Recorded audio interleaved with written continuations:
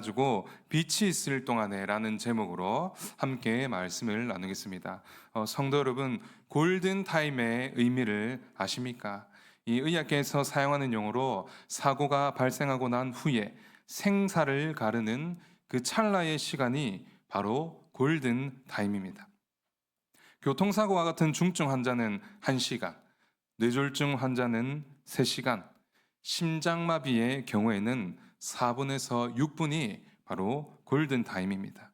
그 시간을 놓쳐버리면 아무리 뛰어난 의사라 하더라도 손을 쓸 수가 없는 것입니다.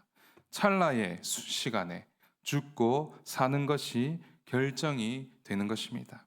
그런데 육체의 생명에만 골든타임이 있을까요? 우리의 영혼에도 골든타임이 있습니다. 기회가 언제나 있다고 생각하는 것은 우리의 착각이고 아니란 생각입니다. 오늘 말씀에서 예수님은 빛이 있을 동안에 빛을 믿으라고 말씀하십니다. 기회는 언제나 있다는 영적인 매너리즘을 깨고 우리에게 빛으로 오신 주님을 당장 붙잡는 도전의 시간이 되기를 소망합니다. 오늘 우리가 읽은 말씀은 오늘 새벽의 말씀과 연결이 됩니다. 유대인들의 명절에 헬라인들이 예수님을 찾아오게 됩니다. 이 소식을 들은 예수님께서는 뜻밖의 선언을 하십니다. 요한복음 12장 23절 말씀, 인자가 영광을 얻을 때가 왔도다. 예루살렘에 입성하실 때에 예수님을 맞이했던 무리들과 제자들은 이 영광을 예루살렘의 승리나 왕좌에 앉는 것으로 생각했습니다. 하지만 예수님이 말씀하시는 영광은 전혀 다른 것이었습니다. 예수님이 말씀하신 영광은 바로 십자가였습니다. 한 알의 밀알이 땅에 떨어져 죽어야 많은 열매를 맺는다는 그 신비로운 죽음의 원리가 바로 영광이라고 말씀하시는 것입니다. 예수님께서 이 십자가 죽음을 암시하자 유대인들은 오늘 말씀에 즉각 의문을 품습니다. 우리 오늘 읽은 말씀인데 함께 34절 말씀 읽어보겠습니다. 시작.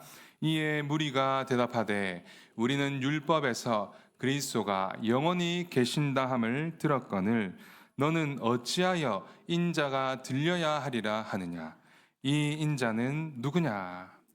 여기서 무리가 말하는 율법은 시편 110편과 이사야 9장에서 나오는 영원한 메시아의 왕국에 대한 기대입니다. 유대인들은 메시아가 오면 로마를 무찌르고 영원한 제국을 건설할 것이라고 믿고 있었던 것입니다. 그러한 메시아가 십자가에 들려 죽어야 한다고 말씀하시니까 그들로서는 도저히 받아들일 수 없었던 사실이었던 것입니다. 여러분, 예수님께서는 십자가에 들려 죽으셔야 한다는 사실을 이번에 처음으로 말씀하신 것이 아닙니다. 예수님은 사역 중에 당신의 죽음을 수차례 암시하셨습니다. 바리새인이자 유대인의 지도자였던 니고데모에게 구원에 대해서 설명을 하실 때에 예수님은 모세가 광야에서 뱀을 든 것 같이 인자도 들려야 하리라 라고 말씀하십니다. 바로 예수님 자신이 십자가에 죽으셔야 한다는 사실을 말씀해 주고 있는 것입니다. 또 지난주 주일의 말씀에도 예수님은 자신을 선한 목자로 비유하시면서 선한 목자는 양들을 위하여서 목숨을 버리거니와 라고 말씀하시면서 인류의 구원을 위해서 자발적으로 목숨을 내어 놓으실 것을 말씀해 주신 것입니다. 그리고 유대인들이 잘 알고 있는 율법의 말씀 이사야 53장에서도 고난받는 종 메시아의 모습을 통하여서 예수님의 죽음을 예고하고 있습니다.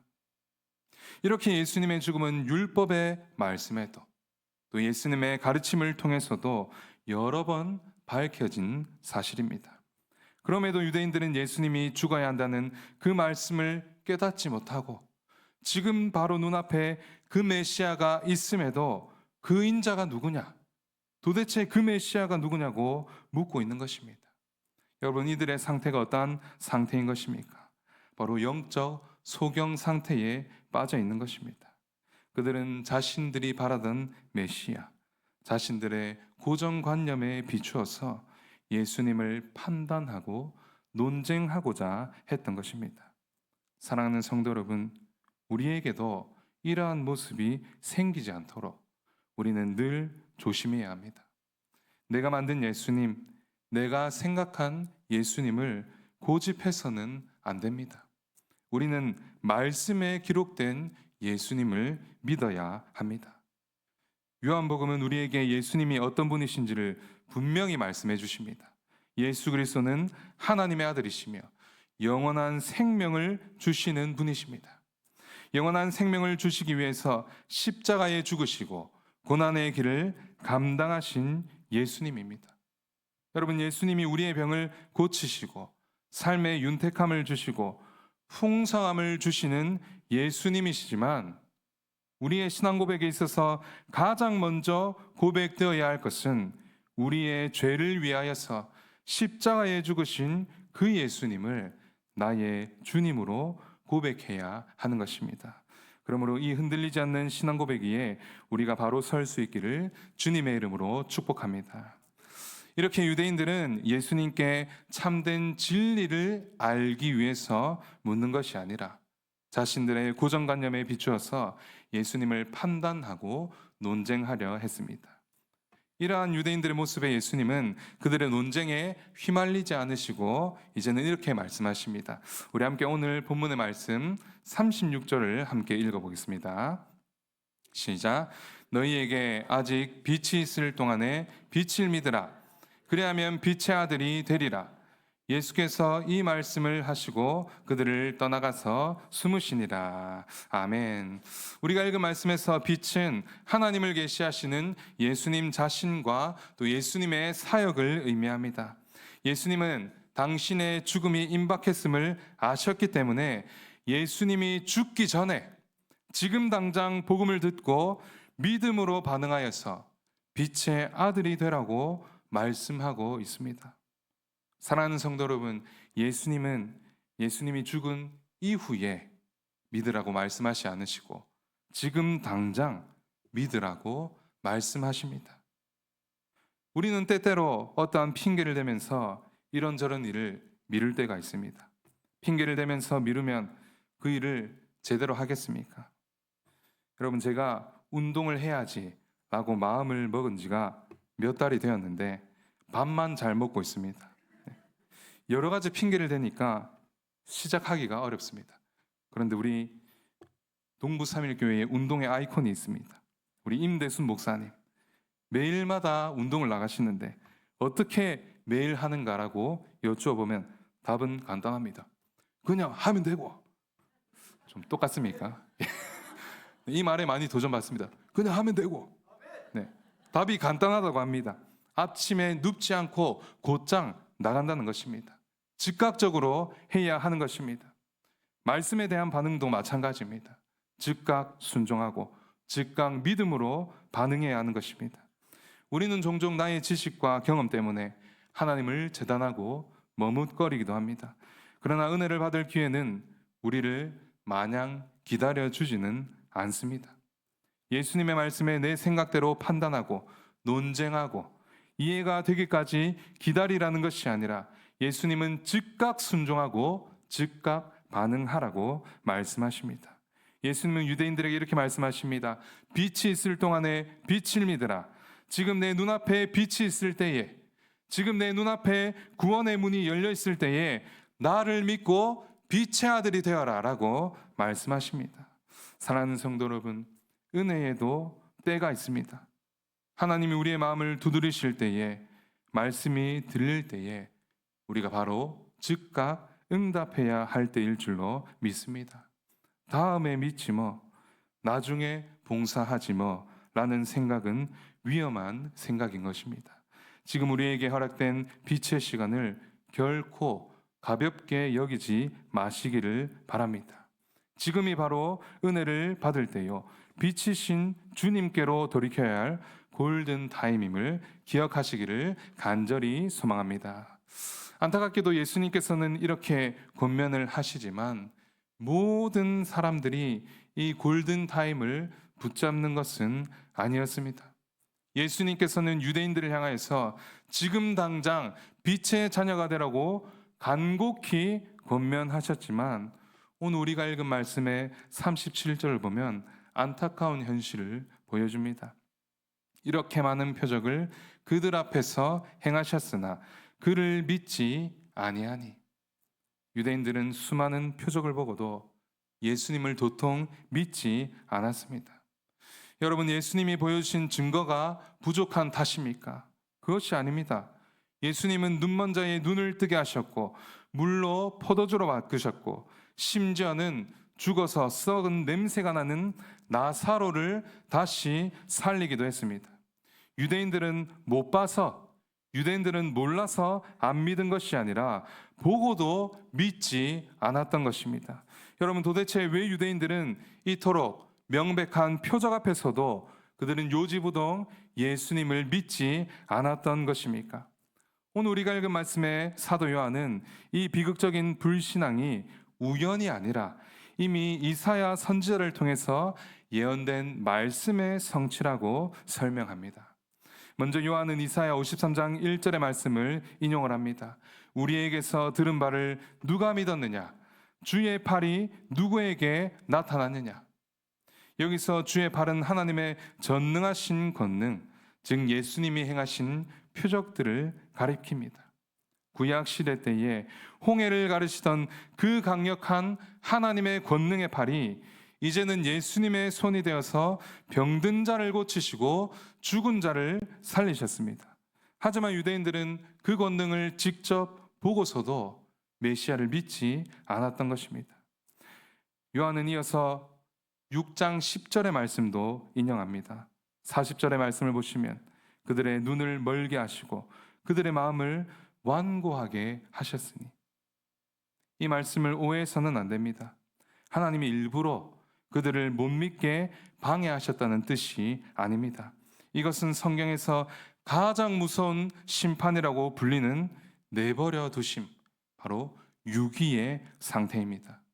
인간이 반복적으로 은혜를 거절하고 스스로 마음을 닫을 때에 하나님은 결국 그들이 원하는 대로 내버려 두시는 것입니다. 마치 바로 왕이 스스로의 마음을 완고하게 했을 때에 그 상태를 그대로 두신 것과 같습니다. 여러분, 이처럼 우둔한 인간들은 구약 시대에나 혹은 신약 시대에나 심지어 지금 이 시대에도 다를 바 없이 이사야 선지자가 예언했던 대로 메시아를 눈앞에 두고 빛을 눈앞에 두고도 깨닫지 못하는 완악한 존재들이라는 것입니다. 여러분, 이 비극적인 모습은 단순히 2000년 전의 유대인들만의 이야기가 아닙니다. 오늘날 우리가 예수님을 믿는다고 말하는 우리 안에서도 유대인들과 같은 고집스러운 마음이 여전히 남아있기 때문입니다. 우리는 나의 문제를 해결해 줄 주님의 능력은 간절히 원하면서도 나의 삶을 바꾸시려는 주님의 말씀 앞에는 슬그머니 발을 빼고 마음을 닫으려고 합니다. 수없이 말씀을 듣고 예배를 드리면서도 내 생각은 달라요. 하나님, 이것만큼은 양보할 수 없습니다 라면서 나의 고집을 꺾지 않는다면 우리도 눈앞에 있는 빛을 외면하는 유대인들과 다를 바가 없는 것입니다. 사랑하는 성도 여러분, 지금 우리의 마음에는 굳은 살이 박혀 있지 않습니까? 말씀이 귀에 들리지 않고 말씀이 깨달아지지 않는다면 그것은 가장 큰 영적인 위기입니다. 당연하게 여기는 은혜, 감동이 없는 예배, 감격이 사라진 일상은 위험한 신호입니다.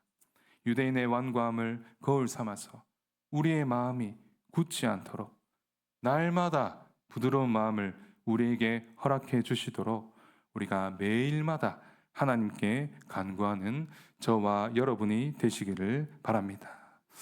오늘 우리가 읽은 말씀을 계속해서 보니까 유대인들처럼 마음이 완고하여서 대놓고 거절을 하는 이들도 있었지만 또 다른 부류의 사람들도 있습니다. 바로 오늘 우리가 읽은 말씀 42절에서 43절의 말씀을 보면 마음으로는 믿지만 입으로는 고백하지 못하는 사람들입니다.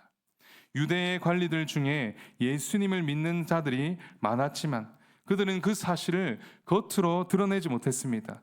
왜냐하면 바리새인들에게 출교를 당할까 봐 두려워했기 때문입니다. 여러분, 당시의 유대 사회에서 출교는 단순히 공동체에서 제외되는 것을 넘어서 가족에게도 외면을 당하고 또 경제적인 거래가 단절이 되어서 완전히 사회적으로 고립이 되는 상황인 것입니다. 이것이 두려워서 예수님을 믿긴 하지만 입으로 고백하지 않았던 것입니다. 그러나 오늘 말씀은 그들을 향해서 이렇게 진단합니다. 그들은 사람의 영광을 하나님의 영광보다 더 사랑하였더라. 여러분, 이러한 유대 관리들의 모습은 요한복음 9장에 등장하는 맹인과는 전혀 상반된 모습입니다.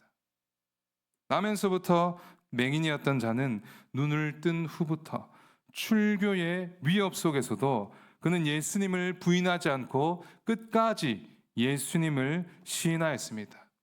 예수님을 시인하여서 결국 그가 출교를 당하였지만 그는 예수 그리스도를 나의 인생의 주인으로 고백합니다.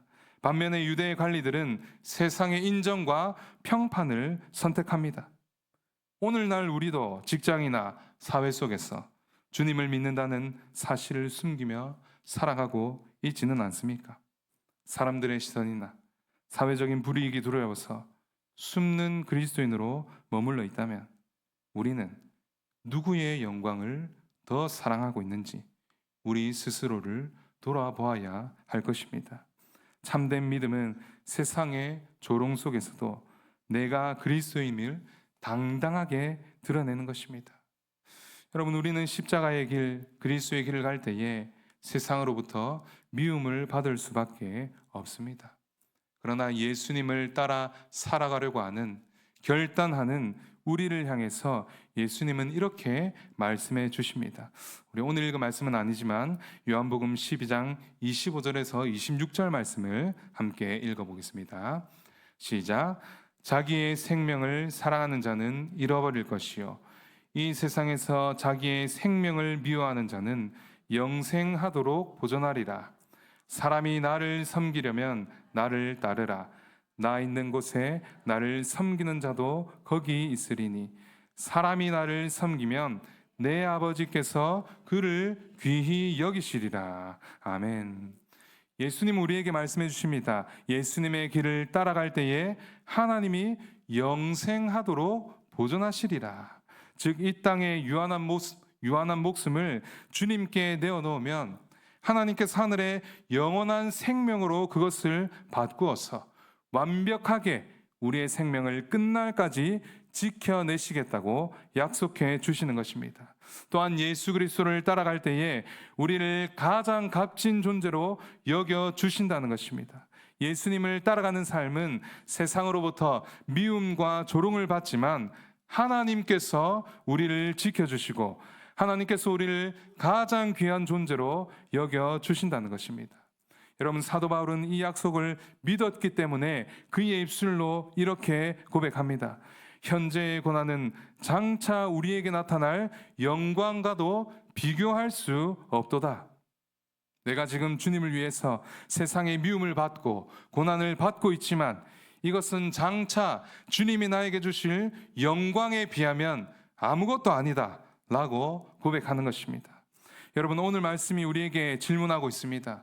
너는 누구의 영광을 위해서 살아가는가? 사람의 시선과 평판은 안개와도 같습니다. 결국 우리가 서야 할 곳은 하나님의 심판대 앞입니다.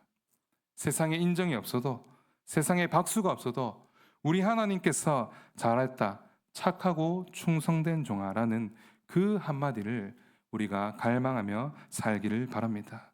그러므로 우리가 사람의 영광을 구하느라 쩔쩔매는 숨어있는 그리스도인이 아니라 나를 위하여서 십자가에서 가장 낮은 곳으로 들리신 예수님의 그 영광을 나의 최고의 자랑으로 삼는 빛의 자녀들로 살아갈 수 있는 저와 여러분의 삶이 되기를 주님의 이름으로 축복합니다. 오늘 들은 말씀을 기억하면서 우리 함께